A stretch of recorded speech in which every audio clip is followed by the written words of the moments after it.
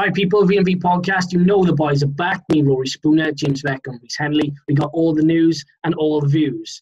Apologies on our hiatus. We were obviously off enjoying the sun and doing other things. Just a big shout out to all of our new subscribers on YouTube. I think it's give or take around 40 in the past 28 days. So we really appreciate it. And on IG as well, to all the hundreds that are subscribed to us as well. Shout out to you too. So if you're all watching, make sure you subscribe to the channel, like the video, all of that. You know, like I said to you before, get in touch with us on all the socials, because we're happy to talk, whether it's football or anything else.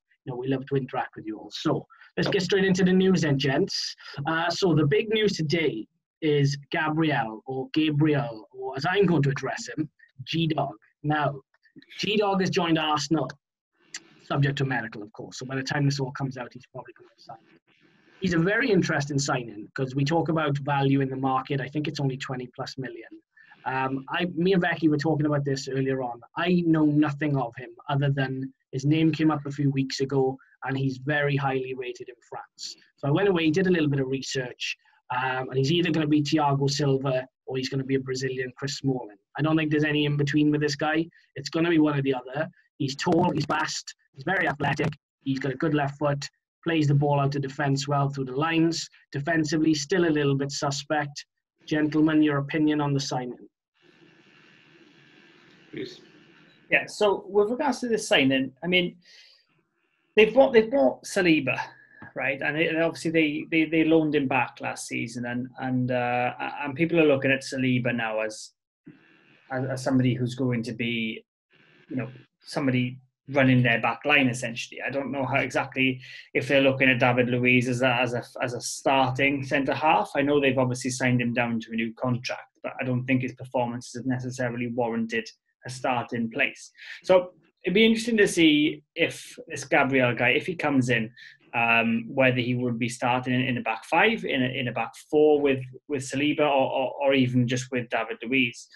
What is for sure is he has managed to break into a top level team at a young age, and I'm sure Becky will tell you, I'm always very, very skeptical, very, very harsh about young central defenders, especially fullbacks as well, but especially young centre halves.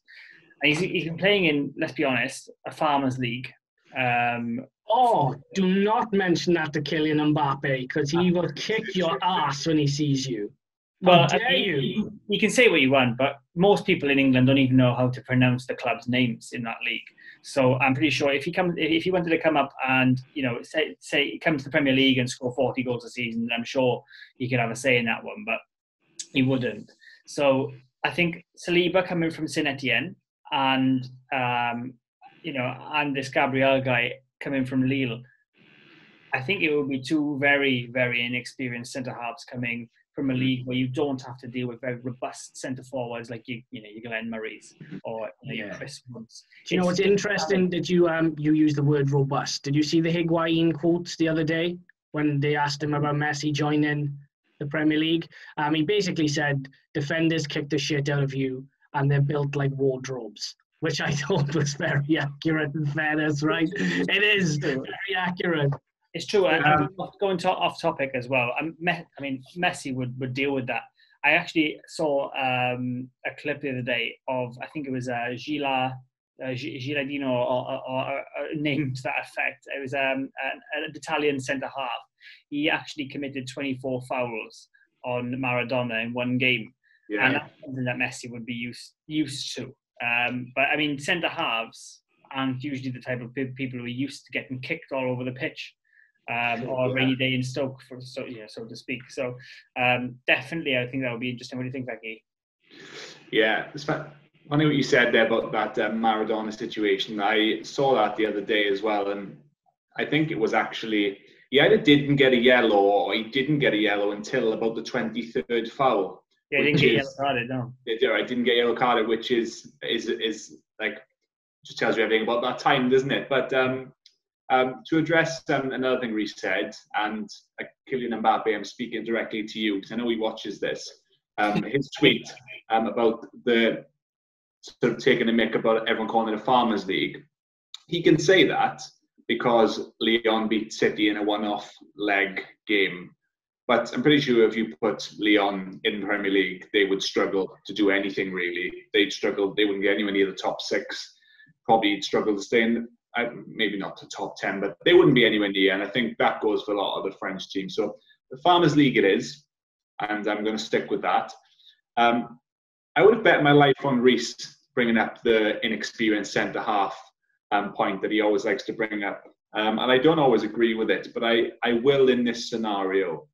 When you mix the fact that he mentioned Saliba and Gabriel together, 2 young centre-halves that they're going to be coming to the doors of Arsenal, in a team that really, really needs defensive quality. Having 2 young defenders coming in, potentially playing together, maybe not. I think that's a huge gamble, signing 2 inexperienced centre-halves, and one that I don't really see paying off. Have Arsenal got a thing about defenders called Gabriel? Because I'm sure they had one in the past that didn't do very well either. The thing is with Arsenal, when they look to try and fix their central defensive problems, they keep trying to sign like youngster or no names from like just not real quality. And how long have we been talking about how poor Arsenal have been defensively and how they've needed to sign a solid like world level rock for good money, and they seem to be avoiding going down that route almost every single time. So you know, I haven't watched a huge amount of Gabriel, I'll be honest. And like Reece said, he has broken into Lille, so you know you take well done for that, but the Premier League is a totally different animal. I'm interested to see him. I'm very interested. Arsenal fans rightly are excited. You know, we've got, don't know if you've seen on Twitter, the pictures of Nesta and Maldini with Saliba and Gabriel. Arsenal fans are always excited though, aren't they? Always. They love a good signing, right? In fairness. Well, we'll see how it goes. Look, one thing that they do have is potential. And it'll be interesting to see if those 2 defenders do start to fulfill their potential. Because the one issue I would have if I was an Arsenal fan is if they start to develop very, very quickly, bigger clubs are going to then try and pick them off. Because Saliba is very highly rated. He's only a kid, though. And to put that type of pressure on him is harsh. So it's going to be interesting to see if Arsenal play in a back 3 or if they do revert to a back 2.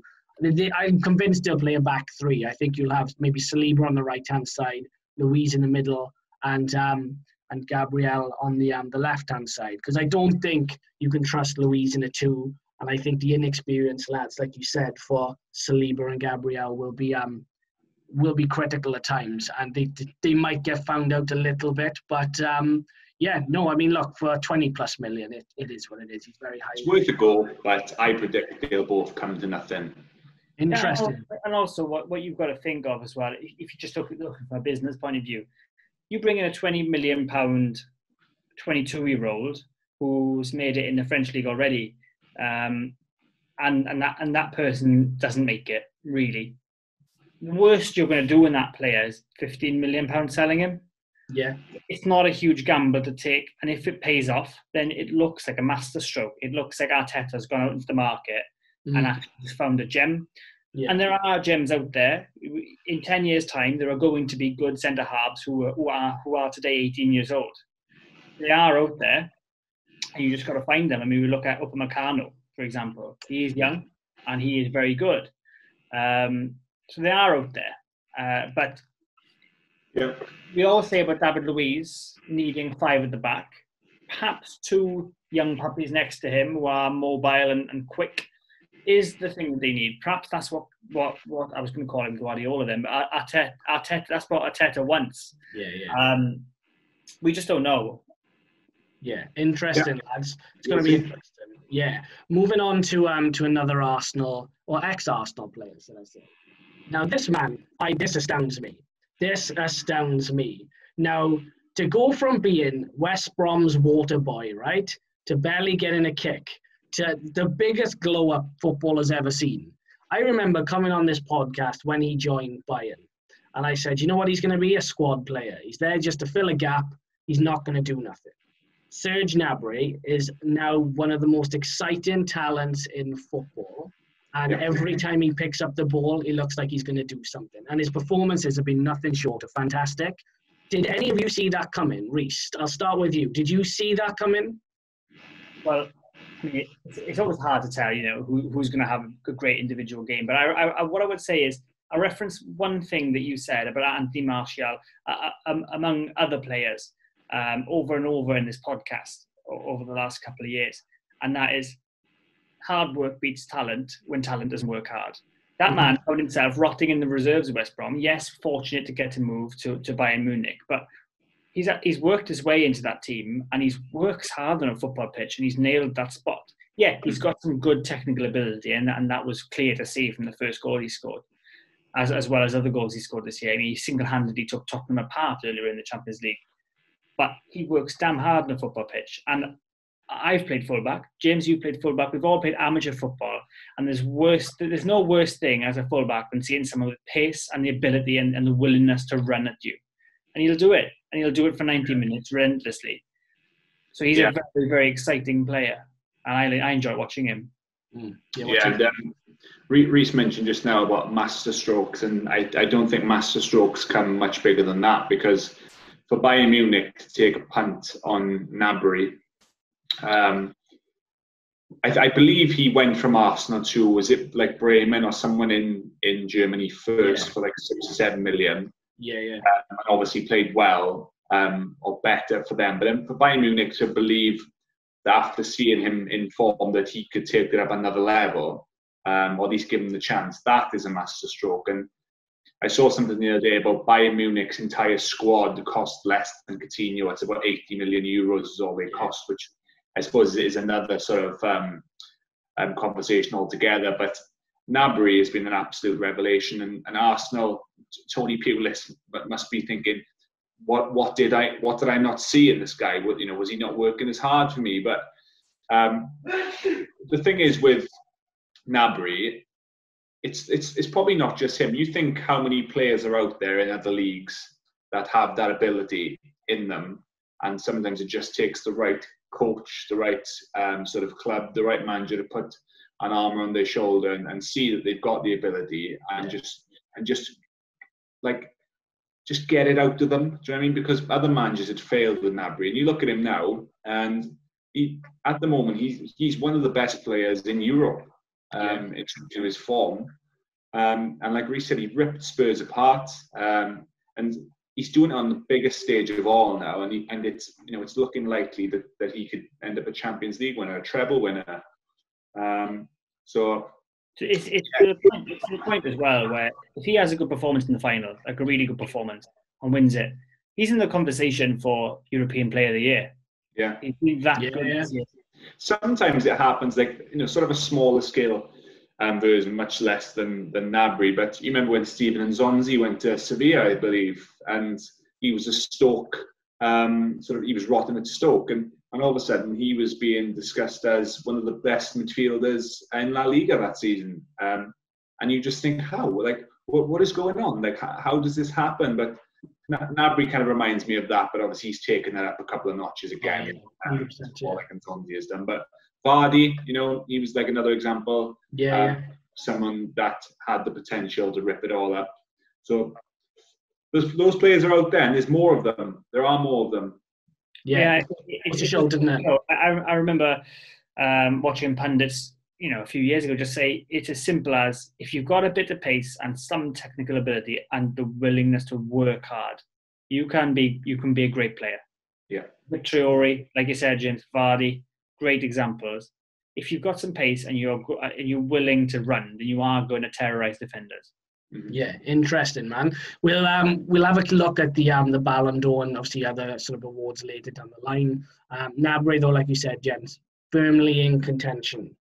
What a player! What an absolute joy to watch. We salute you, Serge Gnabry, and I know again you also watch us. So yeah, keep doing your thing, bro. So moving nicely into Serge Gnabry to the Champions League and the Europa League. It's the final.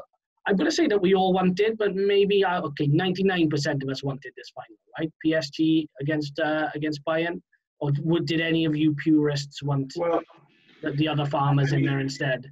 after I saw the way that the size of the draw were, it's probably the best that you could have got. Obviously, maybe seeing something like Bayern City in the final perhaps would have been something I would have been slightly more interested in, because I do think that City on their day were the only real ones that could possibly have troubled Bayern that were left in on their day, though, that is. But yeah, that tie aside, it's the best that we could have got, isn't it, in terms of quality in the final. Yeah. But I made my prediction very clear a few episodes back. Reece went for Barcelona. We see what happened there. An absolute massacre. So I do think that Bayern will do it. I don't think it'll be anywhere near as easy as the last two games, of course. And it is a final, so there will be some nerves. But I think Bayern will come through that one. Yeah, big game. What do you reckon, Riso? Look, with the Barcelona thing, we all want it. We may not have all wanted it, but I think to see Messi in the final would have been fantastic. I mean, the ideal scenario is to see Ronaldo's team versus Messi's team in the final of all the big tournaments. Of course, it can't always happen like that.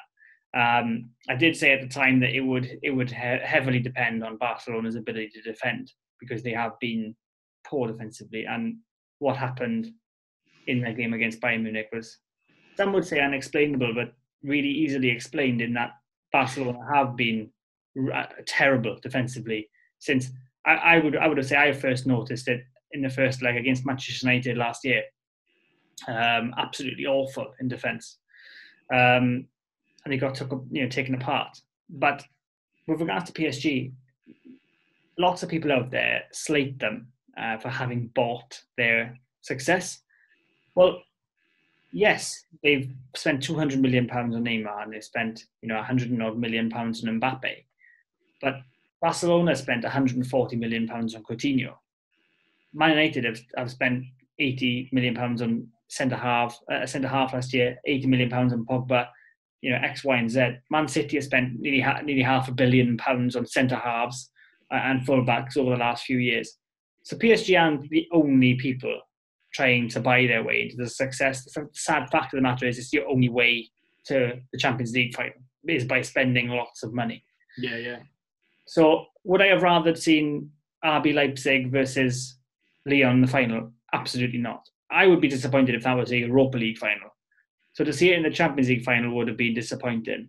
And to see PSG, so Neymar and Mbappe, come up against Lewandowski and the rest of the world-class players in that Bayern side is very exciting. Yeah, I can't wait for the final, lads. I don't know about you. Just very quickly, what is your prediction in the final, lads? Because I want to get it. Give me a scoreline. My scoreline is 3-1 Bayern Munich. Oh, okay. Just what I would say quickly with Reece there, I have no problem with, a lot of people don't have a problem with clubs throwing a lot of money at it. I think where people don't quite get on with the whole PSG situation is that with Barcelona and United and Real Madrid, it's like it's an established club that generate a lot of money with history, and it's kind of their money.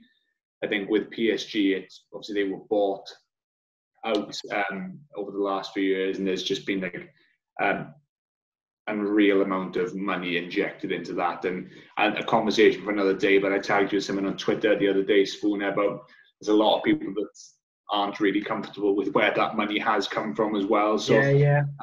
But look, that's the way it is. Like we said, clubs are realizing that it will take you a lifetime to try and grow naturally.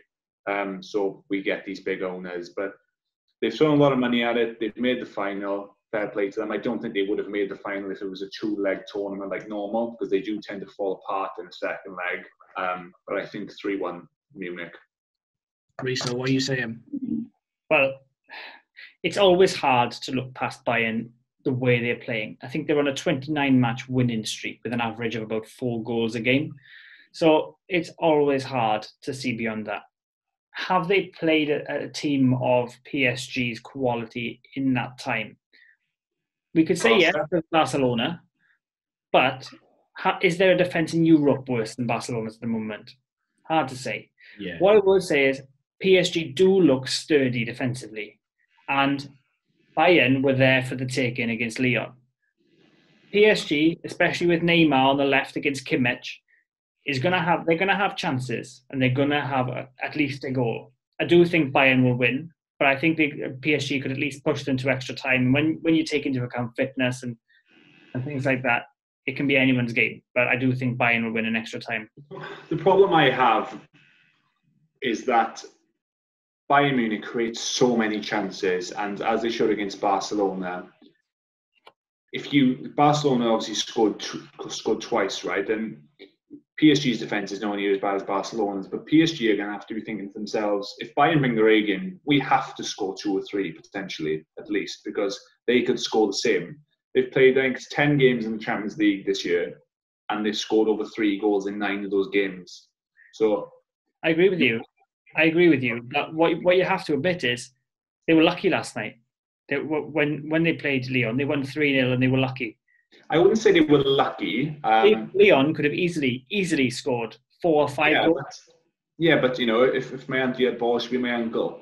That's the thing, right? It's if you don't finish your chances, that's on you. And PSG, Neymar, I pointed out the other night, not to go off topic too much, but PSG have been criminal at times of wasting big chances. Neymar's missed a fair few. He's not alone in that. So they will have chances, like we said. Barca had chances, Lyon had chances. It's the way Bayern play. And they are going to have to put at least one, probably more of those away, because Bayern will likely outscore them. It's true. And a final note on that. I mean, you're absolutely right. They're going to have to take the chances, and they're going to have to be more clinical. Of course they are. Like I said to you, James, perhaps the possible explanation for why they've been so wasteful is the fact that they do get so many chances on a weekly basis against the other farmers in the league. Sorry, Gillian. With regards to the final itself, when you compare Lyon to PSG, if those chances that Lyon were getting were being created by better players, but crucially falling to Icardi, Mbappe or Neymar instead of Toko Ekambi, then we have to predict then they're going to get 2 goals at the minimum. Yeah. After seeing Neymar's 1-on-1 missing Rosette the other night, I wouldn't be too sure. But yeah, I get where you're coming from. All right, cool. So I'm going to call it 5-3 to Bayern then, right? So the best Champions League final in the history of Champions League finals. I'm calling it now, 5-3 to Bayern. Everyone, get on your betting apps, 5-3. Now, moving forward onto the Europa League final very quickly as well, gents. Now, I just wanted your take on that. United got dumped out. We'll quickly go past that. Right? But going forward to Inter and Sevilla, who are you picking as a winner?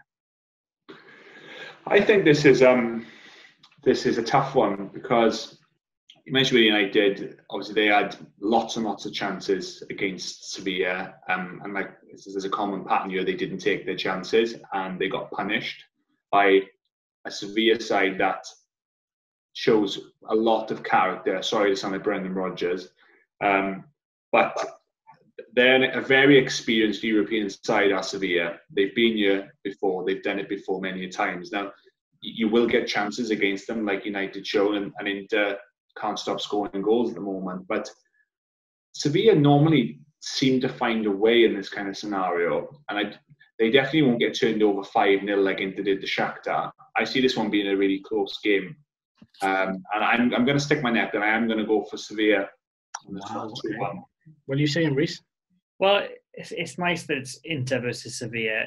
It's going to be it's 2 clubs that you could say are quite evenly matched. It's nice that Lukaku and Sanchez managed to find a move to a big club so they could get to these finals. And Ashley Young, don't forget Ashley Young either. Of course. So it is going to be a really interesting final for those who bother to watch it, I guess. And I could see Inter taking it. Sevilla, they've got the finalist experience, of course, but Inter are on the roll this season. They're playing really well. Lukaku, we all know, Lukaku, when he's in form and he's got confidence, he's lethal. Sanchez, when he's in form and confident, again, he's a player to be reckoned with as well. Maybe not the same thing for Ashley Young, of course, but don't be so dismissive. I think surprisingly, Ashley Young has done very well. No, he has. And there's other players in that team like Lautaro Martinez and Christian. I think Christian Eriksen plays for Inter as well. Yeah, he does. Yeah. So there's players there who can really change a game. And you look at Sevilla's team and you think, it's a good team, but they have been picked apart over the last few years. You look at Wissam Ben Yedder being taken from them, as well as other players, and you just think, is Luke de Jong really going to do it over Romelu Lukaku? I don't think so. I'm going to call it Inter, and I don't think it's close. I think it's 3-0. I do think Inter, there's a very high possibility that Inter could win. Like Richard said, he names a lot of their players. They've got a lot of quality. But I will stick with Sevilla. I know you compare the Serie A to La Liga in terms of quality. Sevilla finished joint third. They finished fourth, but they're on the same points as Atletico. And considering, like Reece said, how many of their players seem to get taken off them, they're always thereabouts. And they found a way against Wolves, found a way against United, and you heard it here first, they're going to find a way against Inter this weekend as well. There we are. So Vecchi's saying Sevilla and their bastardry will rule all, and Reece is saying Lukaku is going to take Inter. All right, cool. I'm going with Reece on this one. I'm feeling Inter. I'm going to call it 3-1. So feel free to put that in the accumulator. 5-3 Bayern, 3-1 Inter. Pound returns a million. Well, look, if you want to be a millionaire, you've got to take a risk. Sometimes in life, you've got to make a bold statement, and that's my bold statement for the week. Okay, right, so going back to the fallout of that Champions League. Now, Pep Guardiola, we wanted to discuss this because he's come up in the podcast. We must have discussed this 3 or 4 times. His legacy is obviously cemented in a sense that everybody will recognise his Barcelona team as one of the greatest sides to have ever played football. It's not even a dispute. We will all agree on that. But since then, his legacy, would you say it's been tarnished by what's happened at Bayern and Man City? Or would you say, because I don't think he's enhanced it, but would you say he has tarnished his legacy by not doing what he's supposed to do? I definitely wouldn't say or use the word tarnished. I think that's a little bit harsh. But you mentioned there that Barcelona side that he had, one of the greatest sides of all time, without question. And then obviously he set a standard there, which it was unlikely that he would achieve that standard again, right? Because it's an impossible standard. Yeah, but the clubs that have employed him since, Bayern Munich and Man City, have employed him on the basis that he is to win them the Champions League. That's like been the main objective, and he hasn't tarnished the reputation because at Bayern Munich he won trophies. I know they do it all the time, but he won the league over and over and over. He won the German Cup over and over. When he came to Man City, they were 3rd or 4th the year that Leicester won the league, and he got them back to win the league. I think it's 2 or 3 leagues he's won, but he set numerous records in that time. But we all know, especially with Man City, they brought him in to win the Champions League because at Manchester City, not mentioning points records, he hasn't done anything really more than what Manuel Pellegrini did or Roberto Mancini did.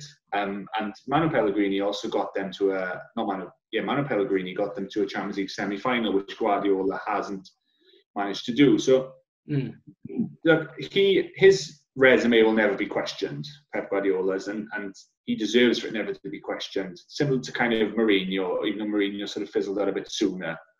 None of their resumes will ever be questioned, and neither should they. But you guys know how mad I was after the Lyon game. I think I sent about 55 to 100 messages in the WhatsApp of Guardiola. And I said that I'm a Manchester United fan, and I was tamping for City fans. Because I said, if you're a City fan, you'd be pulling your hair out because you get the most favourable tie left in the competition of the Champions League, the one trophy that they want to win. And for the first time since the turn of the year, he uses a formation that he hasn't used since January. And I made the point, I don't want to go too in depth with it, but he just, for some reason, Pep, he likes to overthink his team selections in the big moments. And once again, it's a massive opportunity missed, and him playing that 3 at the back. And I don't think it does him any favours, is what I'll say. And I don't know where he really goes from here, Man City now, because how long is he going to stay? He's got to win that Champions League, because I could see him leaving in the next year or two, moving on to a new challenge. Well, look, I mean, what I would say, you're not being unfair, and you're right in what you're saying. I think we've known each other a while, the three of us, and I think for as long as we've known each other, James, I think you'd admit that you've been possibly at times overly and unfairly critical of Guardiola, and perhaps at times I've been unwarranting defence of Guardiola. But I think that, yes, in this case, of course, they got it wrong. Things went wrong. Do I think his reputation is tarnished? Of course not. I think that he is a terrific coach. And yes, he had Messi at Barcelona, but to make them play the way they did, and to make Bayern Munich play the way they did, and certainly City play the way they did, is really impressive. And I think only Guardiola can do that in world football. What I would say is, if we're looking at the Champions League from a City perspective, Guardiola going out to Lyon is a sackable offence. It is. And if they were to get rid of him, I don't think anyone would blame them. The problem is they can't get anyone as good as him, realistically. They might get people who could do a different job and maybe get some more success, but realistically, they're not hiring anyone that's better quality. Guardiola's the best in the world, probably, on merit. I think what the problem is with City, year on year in the Champions League, we can talk about three at the back. Did it work? Over two legs, it probably would have worked. They did lose their assistant coach this year, who was, very important to them. I'm not making excuses. That is an extenuating circumstance. They didn't have their key striker, of course. I'm not making excuses. These are just factors. The problem at Man City is, and we've seen this at PSG, they are trying to buy success. Now, you can buy the players, by all means, but what you can't buy is that kind of later tournament experience. The big players who've been on the scene for years, playing at the big clubs on the biggest stage, knowing how to handle those games. You can buy people like Bernardo Silva in for all the big money, and he has been good. Mahrez, again, he's been great. De Bruyne, great. But these players haven't really played at the business end of the tournaments, against the big teams and the big ties. And that will come with experience. PSG have only made their first final this year after, 15 years of solid grinding with signings and things like that. It'll come. I have no doubt. But Guardiola has brought his style of football to Man City. But he will be a failure at Man City, just based on his brief. They brought him in, like you said, James, rightfully so. They wanted to win the Champions League. Who can you bring in? The best coach in the world. At the moment, they've spent nearly £500 million on signings and lots of money in defenders, and they can't defend. So do they need to look at a coach who can bring a more defensive element, like Jose Mourinho? Personally, it wouldn't be my choice. But if they were to make the decision, like you say, James, very rightly, I don't think anyone could blame them. Yeah, interesting, lads. Very, very interesting. No doubt we'll come back to Guardiola at a later point. Speaking of another manager, Koeman's now the Barcelona manager. What was your take on that, lads? Given the fact he had a heart attack 7 weeks ago, is this the job for him? Can his heart withstand Semedo missing tackles for the rest of the season? I was about to say, if he had a heart attack 7 weeks ago, I don't know what his heart would have been like a week ago. Watching, next training session, you have another one, I think. But. Yeah. So I think the first thing to say is he's coming in to. It's not like he's coming into a team like Luis Enrique did. And whilst Luis Enrique did a great job, of course he did, he came into a team that was going to win trophies. That Barcelona team, at the moment, it is not doing anything defensively that it needs to do. You've got Semedo, who apparently will stay at the club, who is not worth a starting spot. Gerard Piqué is over the hill and actually is linked with Fulham at the moment to try and illustrate the level at what he's playing. They've got Umtiti and Longley, who they say that they want, but personally, whilst I think Umtiti could be a shout to stay, Longley certainly isn't. And Alba, whilst I do like him, he is over the hill again. He's been on the scene since 2008. So that side's going to need money pumped into it, tomorrow. They may bring in some Dutch players. Virgil van Dijk has been linked. You look at Van de Beek, some other Dutch players, maybe even Memphis Depay, the way he's been playing at Lyon. He may look to bring some Dutch talent in, but the president's already said they'll keep Messi, They'll keep Semedo, they'll keep Longley, but everyone else pretty much is up for sale. You know, that includes Suarez, that includes Dembele. You know, he has got a huge rebuilding task. But that being said, despite the fact that he failed in the Premier League, I thought he was tremendous at Southampton. I thought he was tremendous at Holland. I love the football he plays. So I wish him all the best. Yeah, with Koeman, it's not surprised me, this appointment, because typically Barcelona, they like to often employ someone that's got that Barcelona sort of style of play history ingrained in them, like they did with Frank Rijkaard, Guardiola, ex-Barcelona player, Koeman the same. You know, the whole sort of Cruyff style as well. They like to go down that avenue, so I see why they've gone with Koeman. But as Reece has kind of illustrated there, he's got some job on his hands. He's come into Barcelona at, you could argue, one of the worst situations they have going on, sort of in across the whole sort of 2000s. Really, they started coming on in the right guard in like 2004, 5, 6, and ever since then they've been a footballing powerhouse. And I think where they are now, there's a lot of problems he needs to address. Like we said, that most of that team is up for sale. A lot of them are over the hill. The sort of the Bayern Munich 8-2 defeat was kind of the wake-up call that people have been speaking about for these last couple of years. You know, you had Suarez, Alba, Piqué, Busquets. They're still relying heavily on players in their 30s who have done a lot for them in the past, and it's showing that it's not working anymore. And Reece said again, you know, he might bring in a lot of Dutch players that have done very well for him and are playing very well. But they've spent a lot of money as well, Barcelona. You look at what they spent on Dembele, Coutinho, Griezmann. It's a hell of a lot of money to throw at those three players and to end up in this mess. You think, could they spend that money better elsewhere? So, like Reece said, I wish him all the best. He didn't do the best in the Premier League with Everton. You know, Everton fans were probably thinking, how on earth has he got this job? But he came into the Dutch national team at a good sort of time where they had a lot of good talent coming back through again, and he's nurtured that. He likes young players. He likes a young team, players that will listen to him. And I think that's the approach that he's going to take. He's going to get rid of a lot of dead wood, bring in a lot of young talent, and we'll see how long it is before the next brilliant Barcelona side comes around and it fits under his tenure. Yeah, absolutely. But the thing is, with this appointment as well, is if we look at the Southampton side, the Everton side, the Dutch side especially, he has a way of playing and he knows what he wants to do. I think the reason he's been brought in is because he has a brand of football. It may not have always worked. When we look at Roberto Martinez in a similar case, he has a brand of football. It hasn't always worked. Likewise, Brendan Rodgers.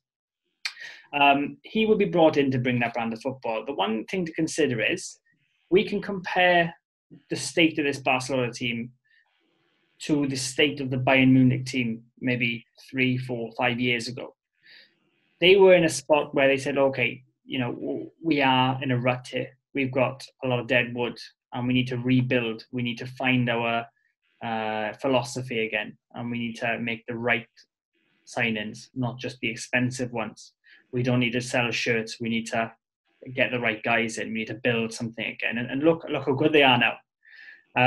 Success is cyclical, but also failure is cyclical as well. So good times will come back to Barcelona, especially if they can keep Messi. That is one huge thing for Barcelona. If it likely happens, they lose Messi, then Koeman is sacked by Christmas. Well, Reece, you've touched nicely upon what I'm going to bring up next. Now, because what I'm about to say next is sacrilegious to some, but logical to others. Barcelona, with a good rebuild, can start to compete again over the next 3 to 5 years. But it requires money. Now, you can let players like Griezmann go. You can let players like Dembele go. You can let a Coutinho go. But you're not going to get the money you paid for them. You are going to get a fraction of what basically they paid. I mean, you're looking really there at 30 million pound players, 40 million pound players. So you can bring in a little bit of money of them. But where do you go and what do you do when you need money? Well, you sell your biggest asset, right? So with a year left in his contract and the fact that he's going to be 34, is now the time to sell Lionel Messi and take away his influence from Barcelona? Does he have too much influence at Barcelona? I'm going to be hypothetical about this, right? So I'm going to start off by saying I don't think Messi will leave Barcelona. I'm going to open up with that. This conversation comes around every so often, maybe every other year, and it never transpires into him leaving. And the sort of people that speak for him have started saying now that it looks like he's going to stay, which is usually what tends to happen. But I will humour that, what you've kind of mentioned there, Spooner. And there will be a time in the not too far future where Barcelona won't have Messi. And it is an interesting sort of take to think about how that team will look and how it will do. And I wouldn't be averse to the situation of Messi getting a move where maybe at Man City, PSG, wherever he was to go. And it's not to say that with the right signings, that Barcelona side couldn't come again without all the sort of pressure on that one person. They could have a rebuild without Messi, and you don't know. It could go fantastically well. They could use a lot of the money from selling Messi, for example, and replace almost that entire team. And it is possible, but I just think that it's a massive gamble. And like we said, if they get rid of Messi and they tail off badly and have bad results, then that's RIP Ronald Koeman. Yeah, with that question, can you sell Messi? Well, first of all, if you sold Messi, just hypothetically, I'm with James in this. There's no way they're selling him. It would be a PR nightmare more than anything else. How many shirts does Messi sell in 1 year? But if they sold Messi, then we're looking at 2, maybe 3 years of a transitional spell. When any world-class player leaves, and I don't mean you're world-class like you De Bruyne, I mean your generational world-class player. When they leave, and that's it, and that's done, you see a lull. When Zidane left, when Ronaldo left, Inter, these teams, they go through a lull. They can't cope without that world class. Barcelona rely so heavily on Messi, they need to think, how can we centre our game not around Messi? And if they could make a way in which they were back to the old MSN, that sort of situation where they have numerous game changers, then Messi could be freed up and he could be more influential in the short term, but in the long term, they have a plan. They look at Ansu Fati, who they all say, it's going to be a huge talent, but realistically, it's very unlikely. Not impossible, of course, but extremely unlikely he's ever going to touch the heights of Messi. If you're a Barcelona fan, and I was to turn to you tomorrow and I say, look, your team needs a huge rebuild, they'd agree with me. However, if I was to say, right, your rebuild relies on you selling Messi, but here's £1 billion, they'd say no. They don't want Messi going elsewhere. But more than anything else, if you're Barcelona, you don't want anyone else having Messi. So unless the Chinese league comes in and offers all this money, I don't think they would go for it. But it was extremely sad to see Messi the way he was the other day. He was unable to be effective. Barcelona couldn't play the ball out of defence and get it to him. It was a bit like watching a racehorse shot, in a way, because he was just so helpless up front there. And he has been overly critical of his teammates. And he did look like a beaten man, somebody who just looked so dejected and so sick of playing with.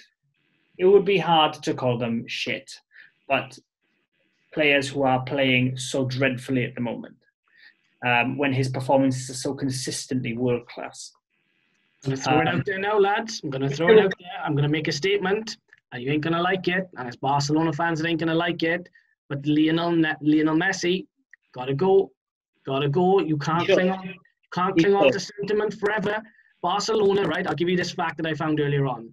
70% of Barcelona's turnover is spent on first team wages. And you know whose wages are astronomical? The 34-year-old coming to the end of his career. If you need to rebuild, you've got to sell your... You can't have sentiment in football. Reece, you used this last time we were on the podcast about, I can't remember who it was, and you said so-and-so, once they reach a certain age, their stats are going to drop off a cliff. Lionel Messi can't go forever.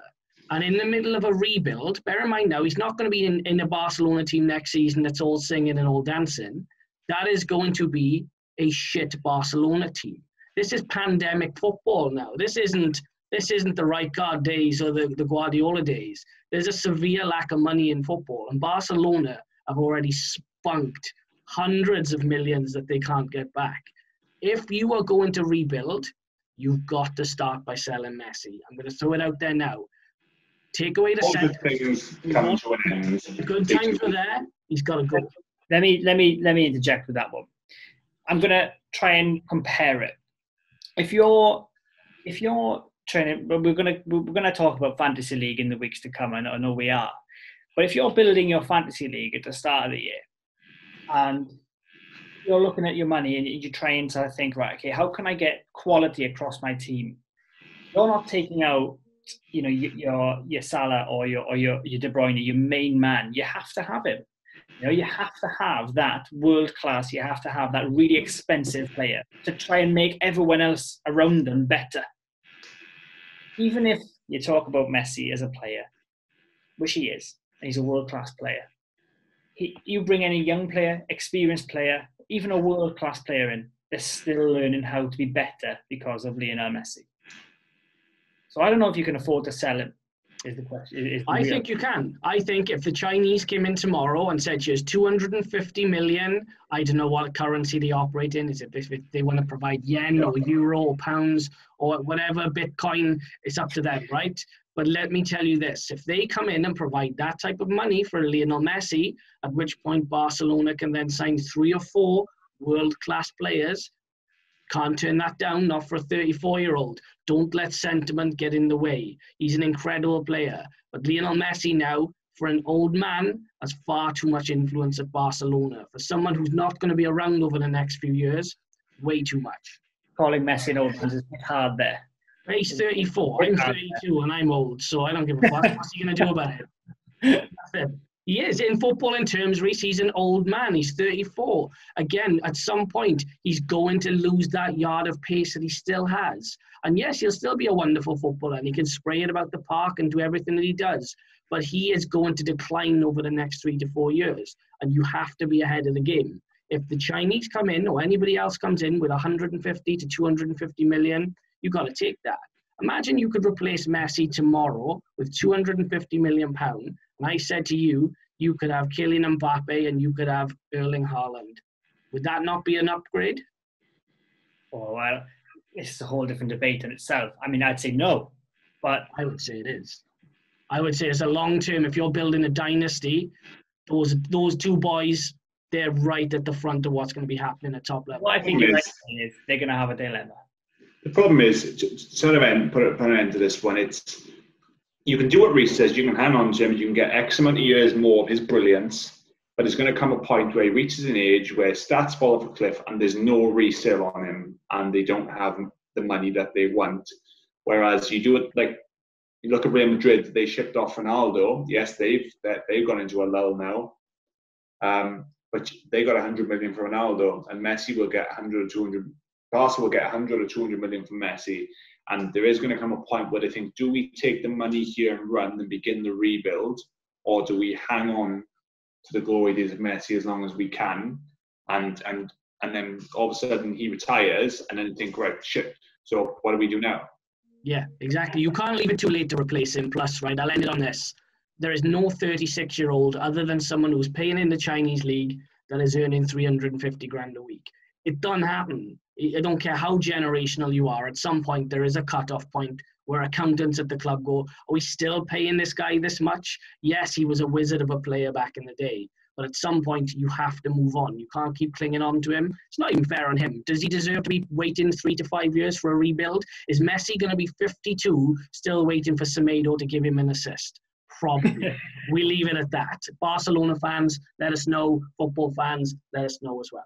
Anyway, it's a great topic. So, Becky, I know you want to touch upon fantasy football because that's going to be coming to the VMB channel as well. I am also participating, contrary to popular belief. There was word on the streets that I wouldn't be in it. I am in it. I'm in it to win it. I'm not good at it, and I will lose patience with it. But I am there to win. Becky, tell the people what they need to know. Yeah, so just very quick on this one, because obviously we're going to have a lot more content coming in the next few weeks and when the season begins. Me and Reese, don't worry, Spooner, we're very familiar with how the Fantasy Premier League works. Terrific.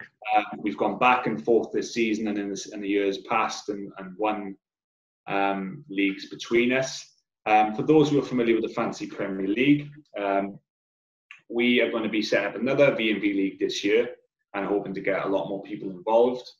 And we're going to be bringing a lot of content based around more so mine and Reese's sort of recommendations and picks of players who are in form, maybe people who you're going to want to try and get in your team, who you may not have already, giving you recommendations on what captains to choose and how to ultimately get you further up that league. And also be giving you things like wildcard options and other chip options. Spooner, this might not sound like anything you know, but in the coming weeks you'll know all about this. I'm a keen learner. Just understand. Look, I don't like. I'm a famous man. A very good dear friend of mine that passed away many years ago said, "You don't win silver, you lose gold." Just know I'm coming to play, right? And everybody else that's watching, if you're not even part of our social circle and you're a subscriber and you want to subscribe and you want to come and obviously do fantasy football with us, let us know. You're more than welcome. Yeah. So keep an eye out for that. The league is going to be coming very soon. Spooner, it's not hard to learn the rules. You'll be up to speed with it in half hour. And as a couple of weeks go along, you'll know exactly what you're involved in. So I won't say too much on it now. That's a little snippet, but we're going to be releasing regular content this season on all things Fantasy Premier League. Delightful. All right, so just to touch on a few other transfers, lads, because I want your opinions very quickly. Højbjerg to Spurs. Now, Reese, I told you this was going to happen in a WhatsApp group, didn't I? Fucking told you, and you dismissed me, and you said he wasn't going, and I said he was. So is he the man that Mourinho needs? Yay or nay, lads? What are you saying? No. No, we axing him out. Done. No. It isn't even worth. It's not worth talking about. I wasn't going to give it that much airtime, mate. To be honest with you, it's kind of he's simply not good enough. I mean, Spurs fans would love us to sit here and have 20-minute discussion about how you can ping a ball from corner flag to corner flag without even an inch of precision. He's not good enough. Yeah, that was an interesting one. Yeah, we'll leave it at that then. Fine. He can prove us wrong if he wants, but very interested signing that was. Ramsdale to Sheffield United. We talk about an English tax on players, lads. What was the final transfer fee? It was 18, wasn't it? Was it 18 million? Is he worth it? Again, I mean, 18 million. I mean, I don't buy into that.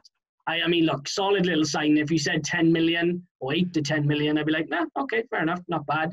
18 million. Bournemouth are doing their thing in this transfer market. All that is, I think, is that Sheffield United know that Dean Henderson is signing a new contract with United. There's a strong possibility he could be back at United this season. And that's another conversation with, whether he can sort of cement the place and try and dislodge De Gea. Separate conversation. But I think that's where that is going. Ramsdale came from Sheffield United, I think, in the past. And there's a bit of a link there. 18 million, maybe a bit overpriced, but in today's market, if he turns out to be a solid replacement for Henderson, gets plenty of clean sheets, they won't worry too much about that. You know what? I disagree. I think 18 million, we can talk about price tags, and sure, 8 to 10 million pounds would be a more accurate valuation of the player. But this is a player really who has about 1 year, if that, of Premier League experience. And let me tell you, it wasn't great Premier League experience. The man has an error in him. He wasn't solid. Bournemouth struggled. He wasn't able to dig them out when called upon. I think his save percentage was relatively low. So Sheffield United have lost Dean Henderson, who was a massively overperforming goalkeeper. And they've replaced him with somebody who looks to be, not great. He looks to be a championship goalkeeper. Yeah, it's interesting. That might be harsh. Yeah, no, I don't think you are, Reese. I think when I saw the price tag initially, I was like, this is just, we talk about an English tax all the time, and I think he's at least 10 million overpriced. Going back to transfers, have I missed anyone in particular? Have there been any other big transfers? Nothing really, is it? Been much. Yeah, it's been pretty quiet in the Western Front, isn't it? Okay, right. So what we'll do, we'll round up with a topic that we just wanted to sort of touch upon. What we've decided to do is we are going to pick the 3 best youngsters. Youngsters may be a bit of an iffy term, and maybe on one of them. The 3 best young players in the world that we are looking at to make an impact next season. So it's not necessarily just domestically. It is maybe on the European front for a European team. Gents, would either one of you care to start? Becky, I'll tell you what, you go, Becky, first. And then so mine is a current Premier League player signed by Southampton last season, Moussa Djenepo. Okay. He was 22 in June or July this year, I think. So, still very young. His inspiration is Sadio Mane, and he plays quite similar in style. I'm not saying he's of that quality yet, which he obviously isn't, but he plays a similar style to Mane, quick winger, good feet. You might remember that goal he scored, one goal of the month, where, I can't remember who was against, but he beat about 4 or 5 defenders and finished. And I just really like the look of him. And he got a couple of assists, couple of goals, linked up well with Danny Ings. And I think Southampton, they had a really strong finish to last season. And Hasenhüttl could potentially build on that next season. And I'm going to predict that it would be quite a breakout season for Djenepo under Southampton.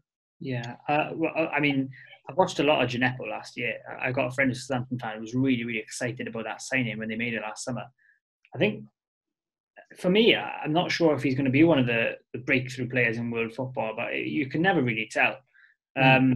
For me, I think someone I've been really impressed with. I know we spoke a couple of years ago about Rodrigo Bentancur and Wan-Bissaka being breakthrough players, over the last couple of years, which they have been. For me, I think I've looked at Bruno Guimaraes of Lyon.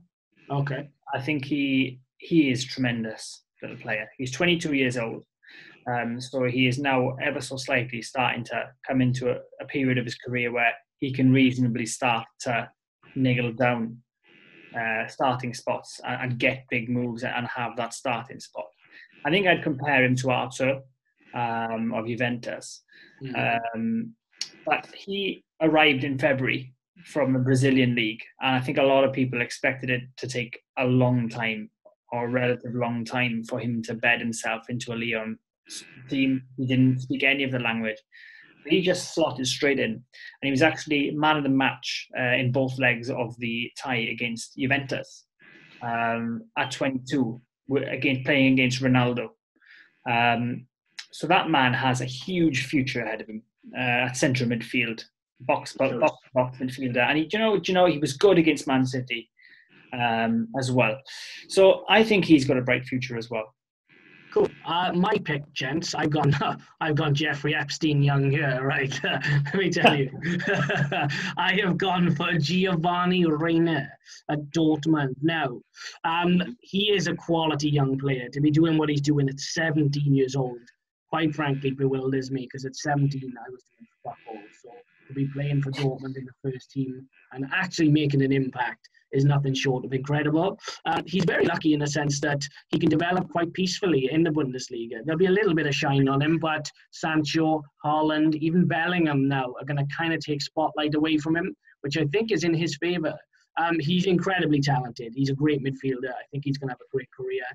He is going to be at the forefront of, I don't know if I'm going to call it an American soccer resurgence, but for example, you've got Tyler Adams, you'd have Giovanni Reina, I think Serginho Dest at Ajax as well. There's plenty of players coming through ready for that Americans for the World Cup that's coming up.